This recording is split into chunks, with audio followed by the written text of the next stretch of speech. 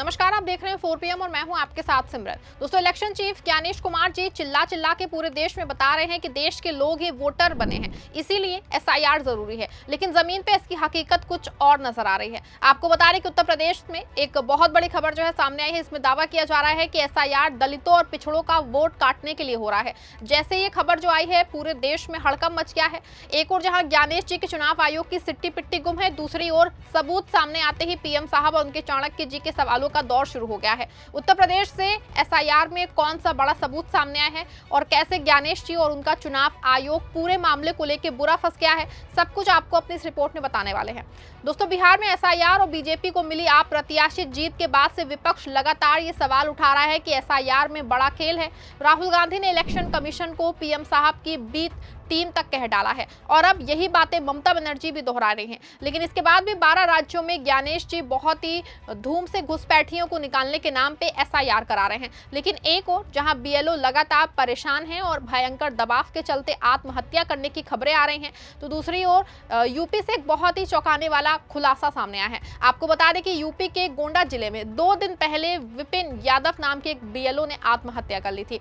परिवार का दावा था कि चुनाव अधिकारियों के दबाव की वजह से विपिन यादव ने जहर खाया है। आपको यहां बता दें कि विपिन यादव का हॉस्पिटल में वो एडमिट कराने का वीडियो भी वायरल हुआ था और इस वीडियो में उनको प्रशासनिक अफसर घेरे थे। लेकिन मौत के बाद जो खुलासा उसके परिवार वालों ने किया है वो बहुत ही चौंकाने वाला है। परिवार के लोगों का दावा है कि एसआईआर कराने के दबाव की वजह से विपिन यादव ने आत्महत्या नहीं बल्कि उस पर प्रेशर एसआईआर के दौरान वोटों को काटने को लेकर था। परिजनों का दावा है कि विपिन यादव को 700 लोगों का एसआईआर करना था और उसने 350 लोगों का लगभग कर लिया था। लेकिन अफसर दबाव डाल रहे थे कि ओबीसी वोटों को काट दिया जाए। लेकिन विपिन यादव का ये बात किसी भी वो कीमत पे मानने को तैयार नहीं थे और जैसे जैसे समय बीतता रहा उस पे अफसरों का प्रेशर बढ़ता रहा और परिजनों का दावा है कि आखिर में उन्होंने आत्महत्या कर ली। एक बार आप भी जरा सुनिए कि परिजनों ने क्या कुछ कहा है। हमसे एक दिन पहले शाम को बात हुई थी, तो उन्होंने बोला कि एसडीएम और लेखपाल और वीडियो ये तीनों मिल करके उनको बुला करके दबाव डालना है उनके ऊपर कि ओबीसी का वोट काटें और बाकी जो है और वोट बढ़ाएं। बाकी वो कहे कि हम जितना पाए हुए हैं जितने हमको मिले हैं हम सबका वोट बनाएंगे, अगर हैं तो, अगर नहीं है तो कोई बात नहीं, बाकी जो है हम उनको वोट बनाएंगे। लेकिन वो बार बार कह रहे हैं हम आपको सस्पेंड कर देंगे, हम आपको पुलिस से उठवा लेंगे, हम आपको ऐसा कर देंगे। वो बार बार धमकी दे रहे थे। कौन लोग थे और क्या करवाना चाह रहे थे? वो ओबीसी वोटरों को वोटर लिस्ट में से एसआईआर वाला नाम कटवाना चाह रहे थे। कौन कौन था जो दबाव बना रहा था? एसडीएम बीएलओ और एसडीएम लेखपाल वीडियो। तो आपसे उनकी कैसे बात होती थी? हमसे रात में बात हुई थी दीदी वाले नंबर से, रात में फ़ोन पे। हम बोले कि बल्कि हम सुबह आ जाएंगे तब चल के बात किया जाएगा। तो हम सुबह पहुंचने से पहले ऐसा हो गया। तो क्या लगा था कि ऐसा वो कर लेंगे? अभी ऐसा कुछ तो नहीं लगा था रात में। बाकी वो बोले कि प्रेशर बहुत है, काम नहीं हो पा रहा। जबकि 700 वोटरों के उनको मिला था, तो 700 में 350 उनका फाइनल हो चुका था, जो कि 350 ही बचे थे। गांव वाले इस समय लगन बारात में वैसे भी हैं, तो कोई देना चाह नहीं रहा है, तो कितने के लोगों के घर जाएं? हर लोगों के घर जा करके उन्होंने जागरूक एक बार कर दिया है। अब जब पहुंचाएंगे तभी तो सब जाके घर कर लेंगे। क्या नाम है आपका? क्या लगा? हमारा नाम प्रतीक कुमार यादव, हम उनके साले हैं। सुना आपने कि विपिन यादव के परिजनों का साफ साफ कहना है कि ओबीसी और दलित वोटों को काटने के प्रेशर की वजह से विपिन यादव ने आत्महत्या की। ऐसे में बड़ा सवाल ये खड़ा हुआ है कि एक तरफ सरकारी विज्ञापनों की भरमार है और एसआईआर असली वोटर को पहचानने का एक जरिया है।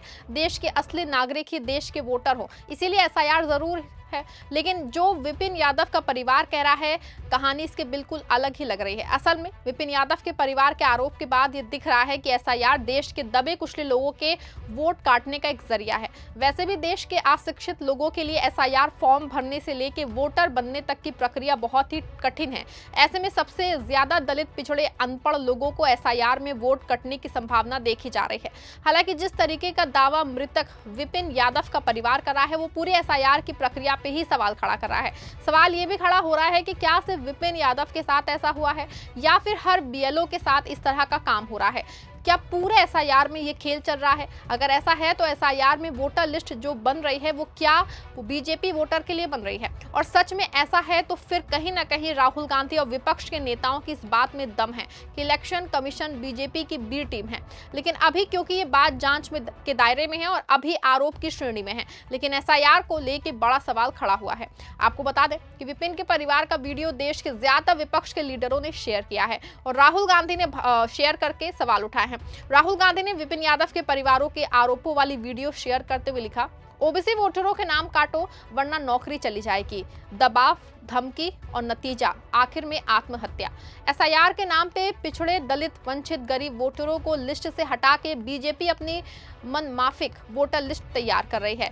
ईसीआई लोकतंत्र की हत्या की जिम्मेदार है। देखा आपने किस तरह से विपिन यादव की हत्या को लेकर राहुल गांधी ने एक बार फिर से इलेक्शन कमीशन के खिलाफ पूरा मोर्चा खोल दिया है और पूरा मामला फिर से सुर्खियों में आ गया है, क्योंकि देश में चल रहे एसआईआर को लेकर के भयंकर बवाल मचा है और पूरा मामला सुप्रीम कोर्ट पहुंच चुका है।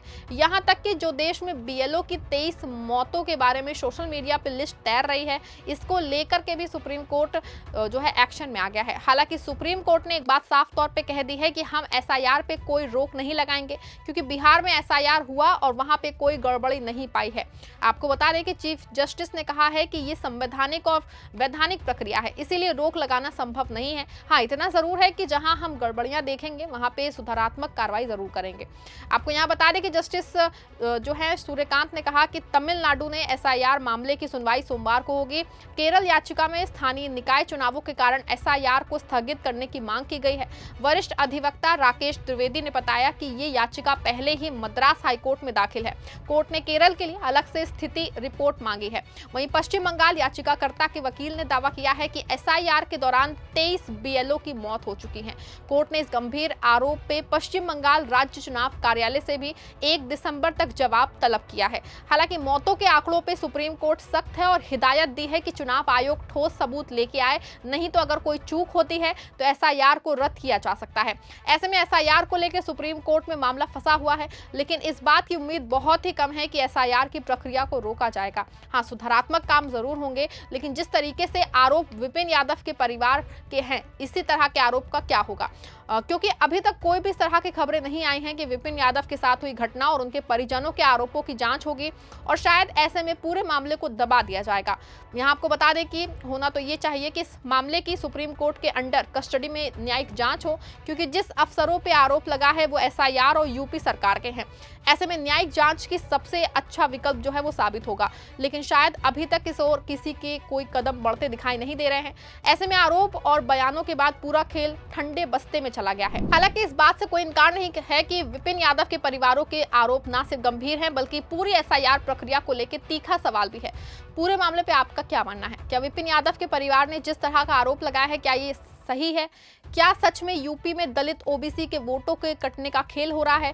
क्या इस मामले को सुप्रीम कोर्ट स्वतः संज्ञान लेकर न्यायिक जांच के आदेश नहीं दिए जाने चाहिए? आप जो भी सोचते हैं अपनी राय कमेंट में जरूर लिखिएगा। खबर को लाइक और शेयर करिएगा।